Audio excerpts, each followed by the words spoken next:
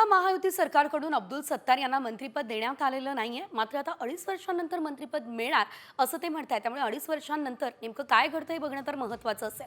आता बातमी थेट छगन भुजबळ यांच्या संदर्भातली. नाराज छगन भुजबळ यांची वेट अँड वॉचची भूमिका बघायला मिळते. कारण सोमवारपासून छगन भुजबळ यांचा नाशिकमध्येच मुक्काम दिसतोय. पदाधिकारी कार्यकर्त्यांसोबतच्या चर्चेनंतर आज छगन भुजबळ थेट मुंबईला जाणार आहे. मंगळवारपासून येवला मतदारसंघातील कार्यकर्त्यांसह समता परिषदेच्या मेळाव्यात कार्यकर्त्यांच्या भावना जाणून घेतल्यानंतर भुजबळ हे सध्या वेट अँड वॉचच्या भूमिकेमध्ये दिसताय.